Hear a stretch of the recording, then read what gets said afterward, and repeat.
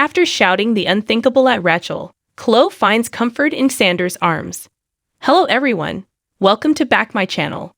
I hope everyone is having a wonderful day. Before starting the video, please go ahead and hit the subscribe button and give this video a thumbs up. At home, Marlena soaks in her bubble bath. John sits on the edge of the tub and kisses her. He falls in. After a good laugh and John's body part check, which he assures her are all working just fine, wink, wink, they make out. Later in bed, Marlena talks with Carrie on the phone. She extends her condolences to Austin before hanging up. Marlena is so happy to be home. It's like the whole thing never happened. She just wishes Eric and Belle were getting along better. John is hopeful things will turn around for Eric now that Marlena is back. Later still, John tries to feed Marlena strawberries and whipped cream, but drops the cream bowl. She tells him not to worry about it because she's pretty much over their tradition, but she's not quite over him. They make out some more.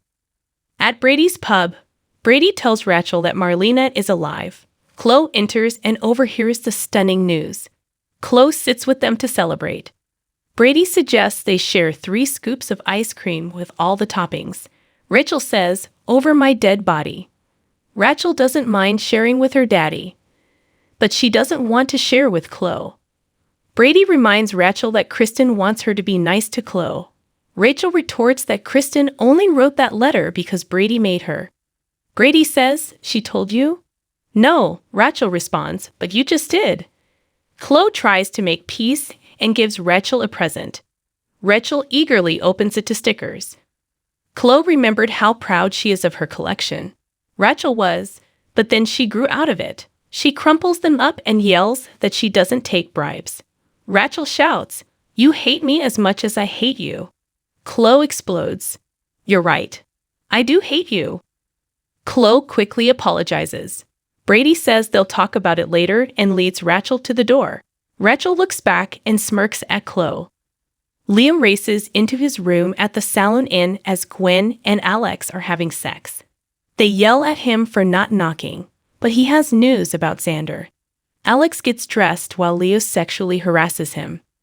After Alex leaves, Leo tells Gwen he thinks Xander is hooking up with Chloe. He shows her his photo of Xander hugging Chloe outside the pub. Gwen doesn't believe it and orders him not to put it in his column. Leo has no other story though. Gwen reminds him people are possessed by the devil and come back from the dead all the time. He'll think of something. In the square, Xander overhears Channel making a doctor's appointment with a cardiologist. He asks if everything is okay. Channel relays that the appointment is for Paulina, who had a panic attack.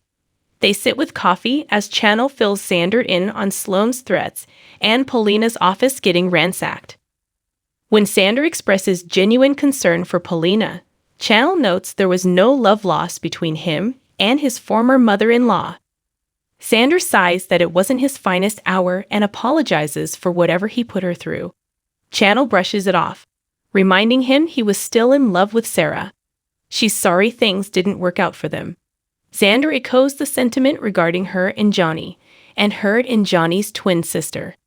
He was rooting for her and Allie and was surprised to hear she had suddenly left town. Channel growls. Yep, right after she slept with Alex Kyriakis. Xander grimaces. Xander rants over his cousin's conquests, which now include Gwen. Xander growls over Alex throwing it in his face at every opportunity. Alex walks by, tucking in his shirt. Alex says another opportunity has presented itself. Xander stands and threatens to give his cousin a matching black eye. Alex whips off his glasses. Channel stops their barb slinging, but makes clear she is not on Alex's side. Alex vows to make things right with Channel. As for Xander, Alex says he already broke Gwen's heart once. He needs to get out of the way and let her be with someone else. After Eric tells Sloane his mother is alive, Paulina bangs on the lawyer's apartment door. Paulina accuses her of sending her the threatening note with cut-out letters. Sloane points out there's no proof it was her. Plus, a comma is missing. She'd never make that punctuation travesty. When Eric defends Sloane, Paulina exclaims that Marlena would be rolling over in her grave. Eric informs her that his mother is alive. A shocked Polina makes more disparaging remarks about Sloane, who orders her out. To quote her letter, Polina declares, "This isn't over, comma, bitch," and leaves. In the square, Polina comes upon Channel playing referee with Xander and Alex. The men leave, and Polina shows Channel the threatening note. Channel informs her of her doctor's appointment. She'll handle the note while Polina goes to get checked out. Brady brings Rachel home and orders her to her room. Rachel wonders why she's being punished when he should be mad at Chloe.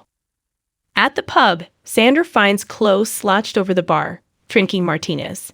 She glumly tells him what happened with Rachel. Xander shares his own terrible day. She invites him to sit with her for a drink. They move to a table where Chloe cries over ruining things with Brady. Xander holds her as Gwen walks in. As Leo contemplates his next column, Channel drops by his room. "Do I have a scoop for you, Lady Whistleblower?" she says. She hands him the threatening letter. At Sloane's, she assumes Eric is wondering if she sent that note to Polina. Eric believes her, but points out she did vow revenge. Sloane declares when she comes for them, they will damn well know it's her. She picks up her laptop from a stack of magazines and scissors. Eric's eyes narrow.